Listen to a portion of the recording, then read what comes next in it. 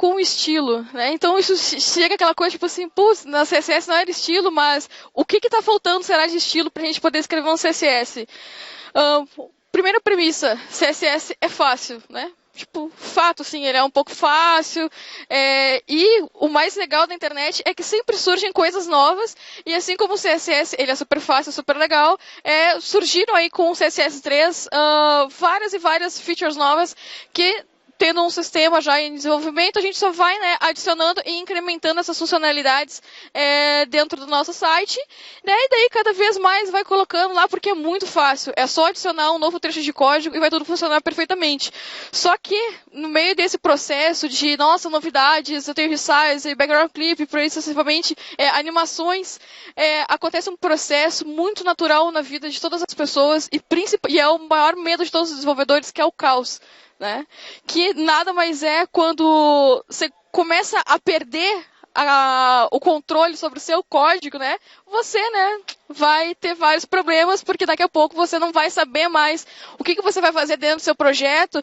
E daí, mas fica aquela pergunta, o CSS ele não era fácil de resolver, e por que que 98%, e isso é uma taxa que foi levantada através de uma pesquisa do Stack Overflow, por que que 98% dos desenvolvedores, quando precisam fazer uma grande atualização dentro de um projeto, e eles têm uma arquitetura de front-end nesse roadmap de atualização, por que que muitas vezes eles escolhem reescrever o CSS, porque é muito mais fácil colocar fora o que tem e reescrever de novo? Simples. O CSS ele é tão simples que ele é muito complexo. Isso é um fato. Né? Porque aquela coisa é muito fácil e eu não vou considerar o CSS como uma linguagem de programação. Mas sim, o momento que você passa a não ter mais o cuidado com o seu código, você não pensa em criar uma arquitetura que ela seja autossustentável e independente, você vai se dar mal. Né? Então, estamos em meio a uma conferência de Ruby, mas desculpa, eu preciso falar um pouco sobre interface e eu preciso falar um pouco sobre design pattern e code standards para CSS. Assim como em outras linguagens de programação, né, muitas pessoas não consideram o CSS como uma linguagem também de programação, mas eu considero porque nós temos, né, processadores e a gente pode criar funções, variáveis, heranças e assim sucessivamente, que isso é uma característica muito forte de linguagem de programação. Então, o Code Standards, né, ele serve para, digamos, modelar todo o processo de desenvolvimento, né, que vai afetando direto situações como testes, bug fixes e manutenção, né? Mas bug fix não precisa porque a gente não faz bugs em CSS e CSS é muito fácil para acontecer algum bug, né? Então, principalmente o processo de desenvolvimento, né? Que é quando eu consigo estabelecer um padrão e eu consigo, a partir dele, simplesmente fazer o crescimento da minha aplicação e não precisar ficar, tipo, mexendo em pequenos pedaços e ficar perdido, né? É uma forma, eu acho que até pelo formato que a gente trabalha hoje, em times ágeis, em projetos de ciclos mais rápidos, a gente precisa ter uma padronização, pensando também em projetos globais. Quando você, por exemplo, trabalha, sei lá, eu estou aqui no Brasil, eu trabalho com um time de Nova York, é necessário a gente estabelecer um certo padrão para desenvolvimento, para que o nosso processo, né, de todo desenvolvimento, ele possa funcionar da forma correta, da forma esperada, né, que a gente consiga entregar o projeto. E pensando em Code Standards de CSS, é importante a gente salientar que o Code Standards não é um framework, não é, por exemplo, um scaffold que você baixa e instala dentro do seu projeto e vai ficar tudo lindo. Mas sim, ele é uma metodologia e ele está muito ligado à parte mais analítica, digamos assim, do desenvolvedor, que é para criar um projeto que seja interessante, que ele principalmente tenha uma qualidade muito boa. Por que se importar com um Code Standards? Chega daí a questões, por exemplo, digamos lá, que vocês têm, eu tenho até alergia quando eu penso nessa palavra, mas quando você tem que dar suporte, por exemplo, para versões de Internet Explorer, ou quando você tem que fazer compatibilidade com outros tipos de browsers. Eu esqueci meu antialérgico, por isso eu não falo muito sobre Internet Explorer. Mas, né, a gente precisa pensar em compatibilidade para a web, a gente precisa pensar em performance, porque hoje, até tem uma pesquisa bem interessante aqui que eu trouxe para mostrar para vocês da Comscore, que mostra que o consumo de informações, enfim, ele está muito forte dentro da web mobile. né? Mesmo a gente tendo vários aplicativos e várias coisas legais, e o universo de mobile nativo é super bacana e tal, só que o fato é que a web ela é universal e que é muito mais interessante para o meu usuário ele poder consumir a minha informação de forma rápida do que ele ter que esperar para fazer o download de um aplicativo e depois ele ter que procurar dentro do aplicativo o que ele precisa. Na web não, eu só jogo lá num Finder da vida, tipo um Google ou um Bing, né? Usem o Bing porque paga meu salário, obrigado. Mas é muito fácil, eu só jogar lá, tipo, eu quero saber, por exemplo, a programação da RubyConf que vai acontecer, sei lá, no auditório fechado, alguma coisa do gênero. Então eu só chego lá e pronto, eu tenho informação na minha mão, né? Eu não preciso ficar passando por muitas etapas. Então é bastante importante vocês como desenvolvedores, independente de ser full stack, ser desenvolvedor back-end, mas principalmente para quem for desenvolvedor da área de interface, pensar bastante na hora de desenvolver a sua arquitetura de front-end. E hoje eu vim compartilhar com vocês um pouquinho das minhas experiências e um pouco do que eu sei sobre algumas metodologias, que seria Ox, Max e Bem. Começar aqui pelo Ox, aí a gente já começa a olhar uma coisa. Opa, mas CSS não era só aquela coisinha lá, que é só sair uma feature nova, uma animação e daí eu vou colocar. Então, o Ox, ele é o CSS orientado a objetos. E às vezes as pessoas pensam, puxa, orientação a objetos no CSS, talvez isso seja um pouco diferente. Esse Ox, eu vejo ele como uma metodologia inicial que todo desenvolvedor, indiretamente, já parte desenvolvendo por cima desse paradigma, que é você criar elementos, né, de formas independentes e que eles possam ser implementados em qualquer parte dentro do meu sistema, né? E sim, ele é inspirado no paradigma de orientação a objetos para a linguagem de programação. Tem uma menina que é a Nicole Sullivan, que ela fez um anúncio dessa nova metodologia que ela criou em 2009, num evento de open source, se não me engano, acho que foi o OSCON, que ela fala que o Ox ele funciona sobre duas premissas. Que a primeira é separar a estrutura do skin, né? Que eu tenho, por exemplo, eu tenho a minha grid lá, eu tenho algumas coisas gerais da minha aplicação. Só que eu não quero deixar dependente dentro alguma coisa que seja mais do estilo específico de alguma área, mas sim pensar em generalização. Seguindo, a gente tem a separação do container do conteúdo, e isso é uma coisa que inicialmente lá, sei lá, acho que talvez uns 5 anos atrás, mais ou menos, que a gente desenvolvia lá um famoso teste 1, 2, 3 e colocava para criar um bloco de conteúdo e a gente já embutia dentro desse mesmo ID maluco ou até de uma classe todos os estilos dos né? Então, tipo, eu não tenho nível de maturidade nenhuma para pensar em manutenção nem em reaproveitamento de código. Aqui eu tenho um exemplo, eu não sei, bom, tá bem legível. De como que era feita essa implementação, tipo, not friendly, né? Então, ali eu tinha, por exemplo, um button que carregava, tipo, vários estilos. Depois eu tenho um box que deveria ser o meu container de conteúdo, mas que ele tá com muitos estilos dependentes, né? Então, isso não é maduro o suficiente para que eu possa ter uma aplicação sustentável, né? Então, e com a abordagem do Ox, a gente pensa em reaproveitamento de código. Então, aqui, por exemplo, eu tenho o meu button, eu tenho o meu box, eu tenho o midget, que funciona dentro de alguma parte dentro da minha interface. E por fim, né, o que eu analisei lá atrás, que era, por exemplo, eu tenho um estilo lá de box shadow, e então eu tenho uma coisa em comum com as outras áreas do meu site. Então, por que eu vou atrelar e fazer meu navegador processar mais uma vez a leitura de um código de CSS, se eu posso criar, no caso, uma classe, né, que ela possa ser reaproveitada e implementada em qualquer parte do meu software.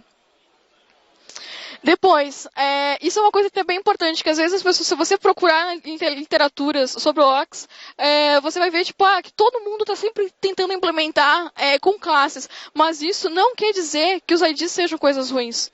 Né? Mas basta, eu acho que a gente usar um pouco de consenso de pensar, isso daqui é uma situação isolada e que vai funcionar, tá? Com um ID. Daí, por exemplo, assim, você pensa que você tem lá um portal de notícias e que você tem lá vários widgets que funcionam, que tem o mesmo template, né? Que é o mesmo componente, mas que em cada área eu vou precisar talvez carregar alguma coisa muito específica dali. Então, tipo, ele pode funcionar tanto para quando eu tiver interação de dados em cima do meu componente, como eu tiver alguma coisa talvez muito específica daquela situação lá para implementar.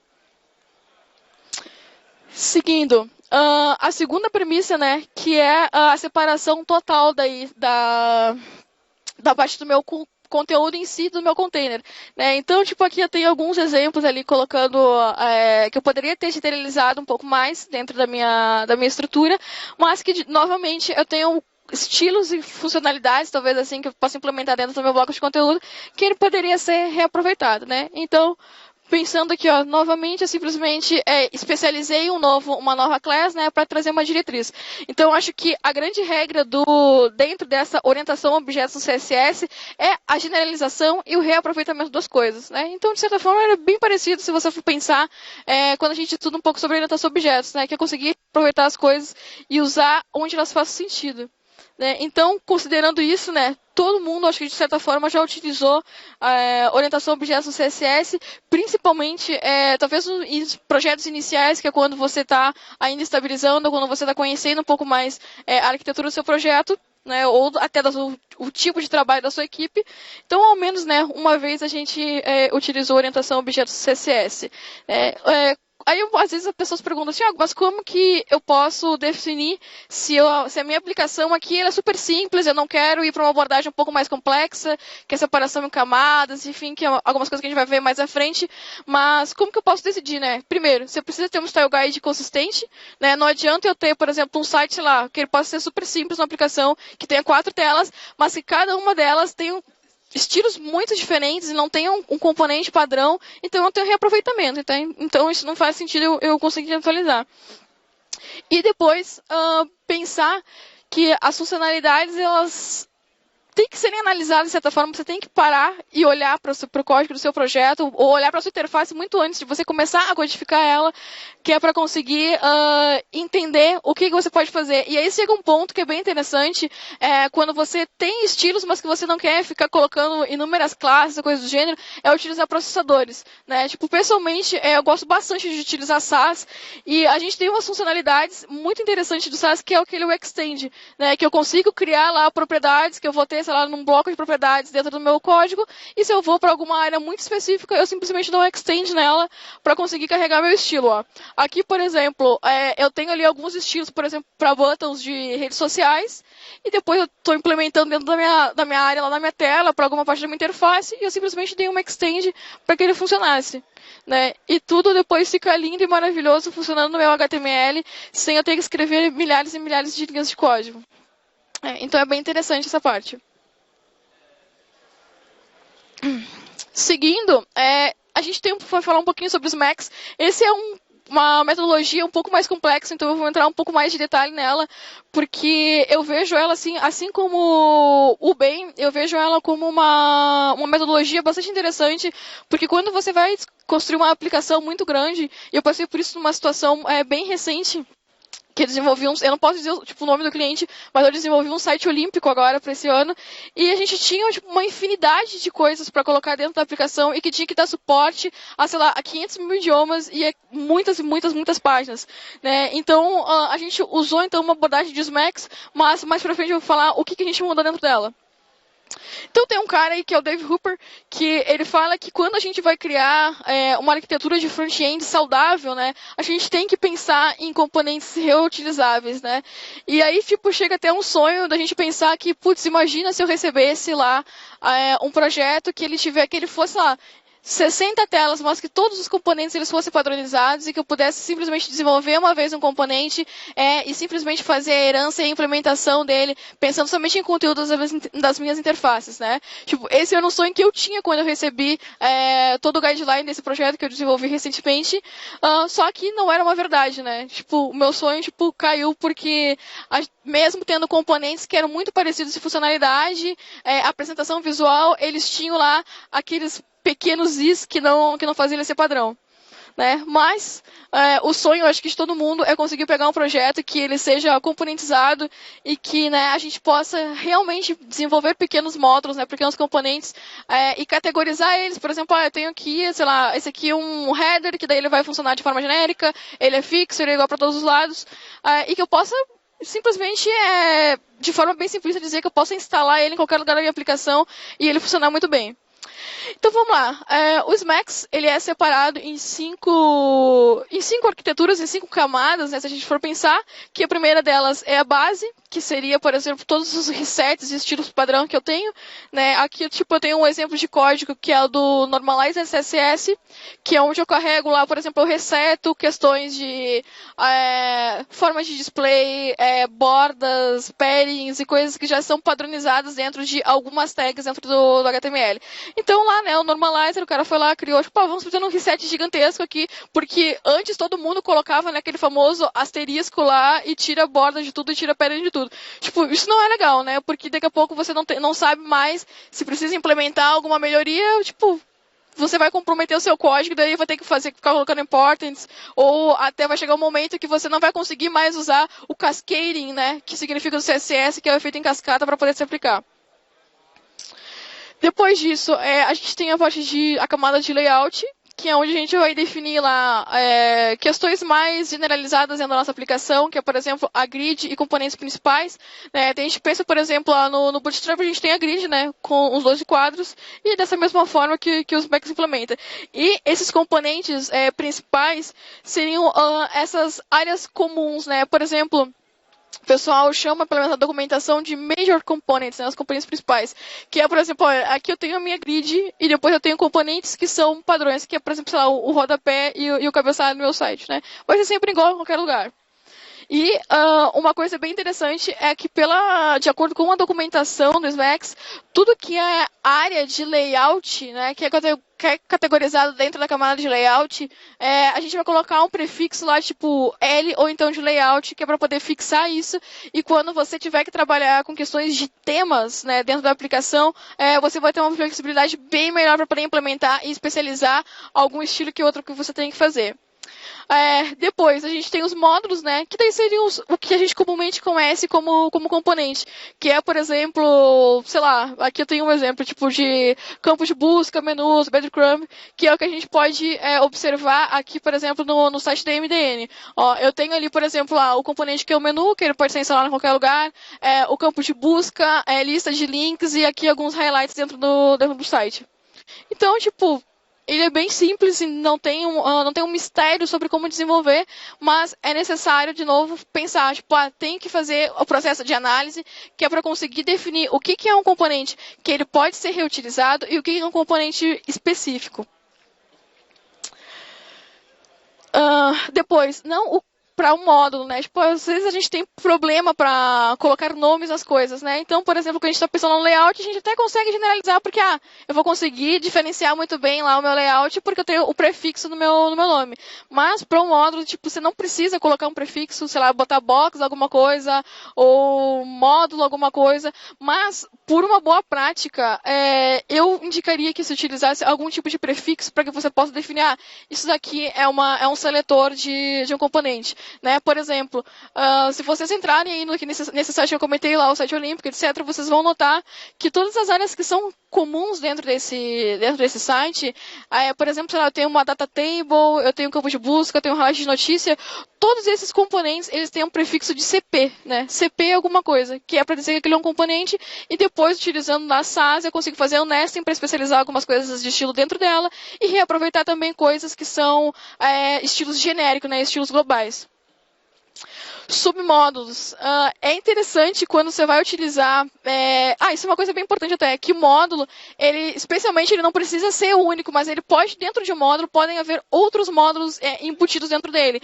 E esses módulos embutidos dentro desse módulo, eles têm que sim que carregar um prefixo de código. Isso até por uma questão de organização de um submódulo é interessante, porque senão, se a sua aplicação ela começa a crescer muito mais e a ter coisas que talvez são muito semelhantes, você vai começar a se perder. Então é interessante colocar algum tipo de prefixo. Depois eu vou mostrar mais algumas coisas de arquitetura sobre isso.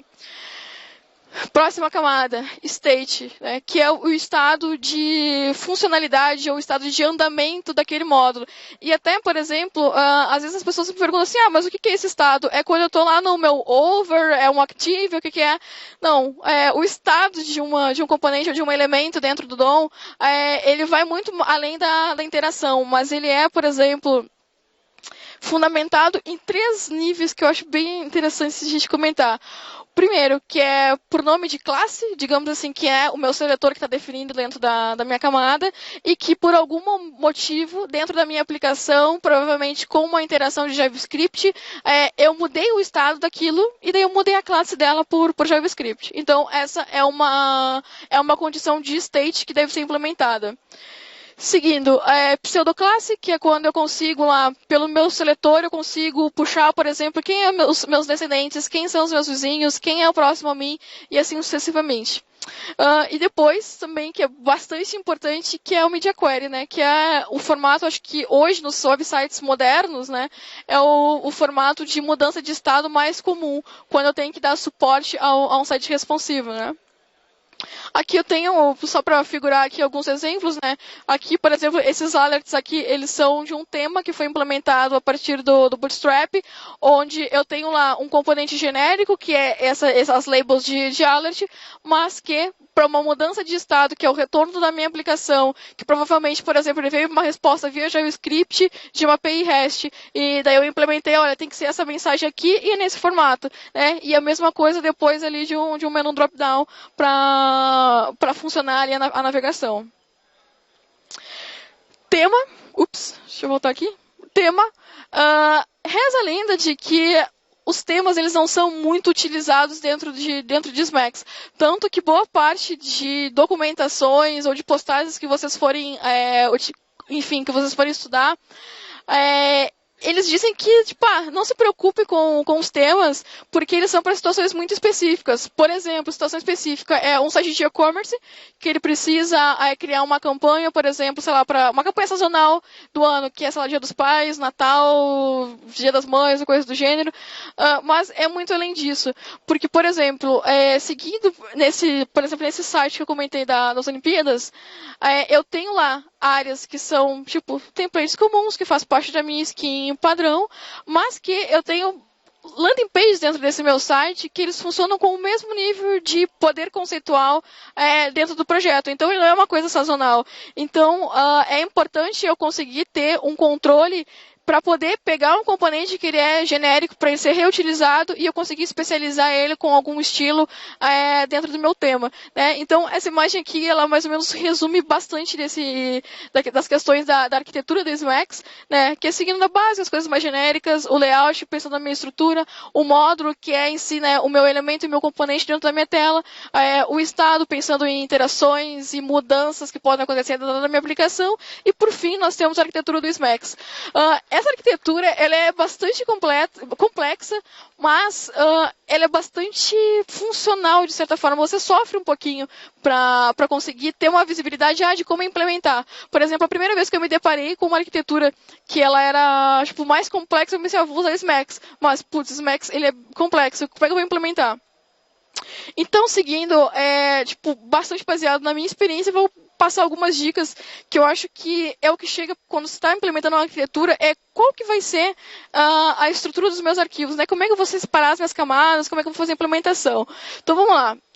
Eu, na minha arquitetura, eu separei, por exemplo, em algumas áreas. A primeira delas é utilities, que é onde eu vou carregar, por exemplo, tudo que é um skin para minha base, que é os resets, algumas funções gerais, mixins, helpers, fontes, por exemplo, também posso ser implementado aqui.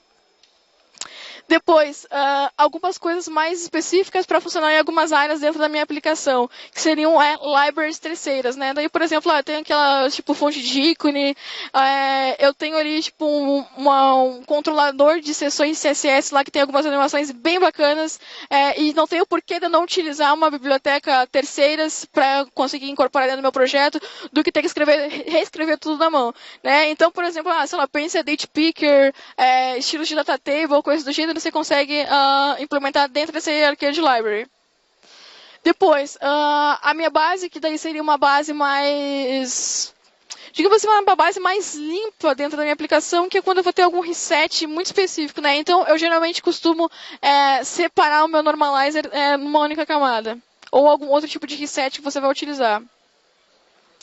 Layout, né? Eu vou colocar ali, por exemplo, todos os estilos que são para minha grid, né? Para conseguir implementar no meu projeto. E depois eu vou fazer, né, o import de todos os meus componentes gerais, né? Aqui, por exemplo, eu coloquei só o header como um exemplo, porque ele é um major, ele pode ser considerado um major component, porque ele vai ser sempre a mesma coisa e ele não vai mudar em lugar nenhum, né? Então, vamos separar ele nessa camada. Depois os meus módulos, que é quando eu vou pegar realmente alguns pedaços que são muito específicos, mas que eles devem e podem ser flexibilizados de se instalar em qualquer lugar da minha aplicação, né? Que daí eu vou colocar, por exemplo, aqui eu tenho um exemplo de neve, menu, table, olhando lá para aquele print do site do MDN, eu poderia criar um componente que fosse uma lista de links, eu poderia criar um componente genérico para receber informações, para criar aqueles highlights, aqueles blocos coloridos, e assim por diante. States, que aqui eu posso, por exemplo, fazer uso de alguns mixins lá para poder fazer verificação. Por exemplo, qual que é o viewport da minha tela? Então, vai implementar isso daqui dentro dessa grid. Ou algum outro tipo de comportamento. Né? Então, geralmente, essa aqui é uma arquitetura que eu acho que funciona bem quando você precisa... você está trabalhando num time muito grande e você precisa ter independência para que as pessoas consigam trabalhar de uma forma organizada. Né? Então, eu acho bem bacana esse formato.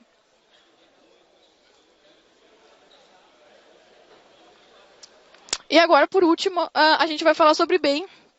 BEM, teoricamente, ela é uma metodologia bem recente, né? E ela é bastante falada até pelo que o Mark McDonald, que é o cara que que criou toda essa metodologia, que ele fala que, a razão dele ter criado o BEM e para ele manter o BEM é que ele é menos complexo que comparado com o SMAX, né, que a gente vê lá, zilhões e zilhões de camadas, e que ele consegue fazer, muito mais e reorganizar questões de terminologia, mas acho que pensando no design do código mesmo, que o CSS é orientado a objetos, né?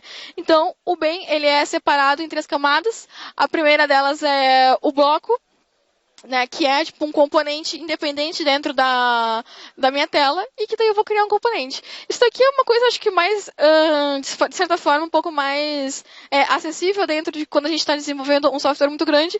Né? Aqui eu tenho um exemplo, por exemplo, dessa modal aqui, que eu coloquei a nomenclatura dela, então com um prefixo, não é obrigado a utilizar um prefixo dentro do BEM, ok? Mas por uma questão de design mesmo e de nomenclatura, eu sempre gosto de separar as coisas que são de blocos, colocando um CP, e dentro dela eu vou colocar daí o meu conteúdo, e ele vai funcionar, o estilo, né, utilizando aí de recursos, por exemplo, como o nesting no SAS, eu consigo então implementar de uma forma que o meu componente ele possa ser usado em qualquer lugar.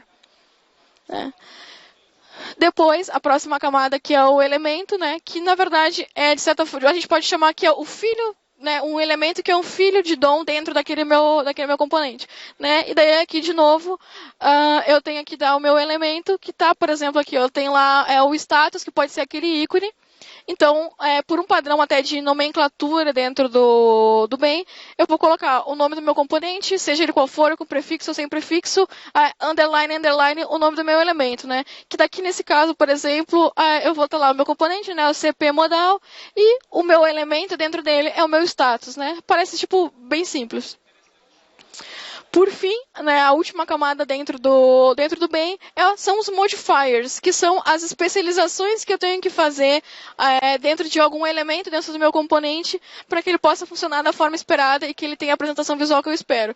Né? Então aqui, por exemplo, eu tenho ali o meu elemento que é o status e eu quero fazer um modifier nele que é para ele dizer que ele está done, né? Que é para ele dar o check-in lá dentro do meu app. Né? E por uma convenção do BEM, a nomenclatura de um modifier, eu vou colocar o nome do meu componente, underline, underline, o nome do meu elemento e depois lá, traço, traço, o nome do meu modifier, né? Que daí aqui nesse caso, é o done para conseguir controlar. E uma coisa que é interessante também de ressaltar é que você não está fechado a ter que utilizar somente um modifier por elemento. Você pode colocar mais modifiers, né? Vai de acordo com o que você precisa para desenvolver. Aí, agora você sempre está pensando assim, putz, você chegou com uma enxurrada de dicas e coisas de CSS, mas e agora? O que eu vou fazer? Sabe? Como que eu vou conseguir implementar, como que eu vou conseguir decidir o que eu vou usar dentro da minha aplicação, né? Então, o que eu acho, assim, dando ao histórico que eu tenho de projetos, é que não existe uma metodologia correta para você utilizar, e que a gente vai ver, por exemplo, comparando a essas 3 que eu apresentei para vocês hoje, a mais simplificada e a que parece talvez que faça mais sentido é a BEM, porque ela é mais simples, né? Então eu consigo desenvolver de uma forma mais rápida, só que, por exemplo, você pensa que está lá no projeto que tem precisa ter uma escalabilidade de componentes muito maior, e eu preciso, então, desenvolver o meu projeto. Ele pode estar sobre a escrita, né, de BEM, que foi um caso que eu fiz para o desenvolvimento desse último portal que eu fiz, mas que eu posso criar para poder organizar de uma forma mais lógica e racional dentro da minha aplicação. Eu posso criar, então, as minhas camadas e a minha arquitetura de pastas e de arquivos de acordo com os Smacks, e depois eu tenho lá o BEM para poder me ajudar a facilitar a nomenclatura dos meus elementos, né? Então, de novo, não existe uma metodologia correta, mas você pode utilizar mais de uma metodologia para poder implementar uma arquitetura, né? Então, tipo, uma dica rápida, a análise, ela é a base de qualquer boa arquitetura de interface, e não é só para uma arquitetura de interface, é para uma arquitetura de software também, né? De você pensar, eu vou usar, o que eu vou usar? Vou usar Ruby, vou usar Python, vou usar, sei lá, PHP ou qualquer outra coisa. Não, tipo, tudo é uma análise, não é simplesmente, eu acordei hoje e eu estou amando SAS, eu estou amando bem, então eu vou fazer isso, né? Apesar de que é muito fácil amar SAS, gente. Mas, enfim, tipo, a gente precisa analisar isso para poder fazer uma aplicação bacana e que principalmente possa dar tração ao trabalho de vocês, né? Porque é melhor dedicar tempo como um desenvolvedor full stack, como front-end, desenvolvendo coisas legais, do que eu ter que ficar massivamente escrevendo sempre o mesmo código. Né? De novo, só para reforçar, é possível mesclar os padrões, né? Desde que eles façam sentido. Aí vai de novo aquela dica antiga que é para poder fazer uma boa análise. Adote processadores, principalmente o SAS, porque o SAS é lindo, maravilhoso e performático, né? Então é bem interessante, e ao mesmo tempo tome muito cuidado com os processadores. Porque como eles podem ajudar vocês criando lá variáveis que vocês possam armazenar, sei lá, cores hexadecimal, fontes, vocês podem criar funções, e principalmente o nesting, que é literalmente a maior armadilha para todo desenvolvedor, que é pensar assim, se eu preciso especializar, eu só boto mais um puxadinho e daí vai criando uma árvore de nesting gigantesca, que daqui a pouco, não sei se vocês já viram, alguns prints na internet rola bastante, que é, por exemplo, toda a arquitetura do C6 está assim, está nesse formato. Porque cada vez mais eu estou entrando no meu nível de nesting e a minha aplicação vai ficar péssima, sabe? Por quê? Porque cada vez mais vai ficar difícil para o meu navegador processar aquele estilo. Então, com relação ao nesting, tome bastante cuidado com isso quando vocês estiverem utilizando o processador. Seja ele SAS, LESS, mas usem SAS porque é mais legal. Então, cuidem para, no máximo, utilizar 3 níveis de nesting dentro de um componente, certo? Porque se ele passou desses 3 níveis, é porque ele já não faz mais parte daquele componente. Ou porque ele pode ser um estilo generalizado, né? Então, daí tem que pensar.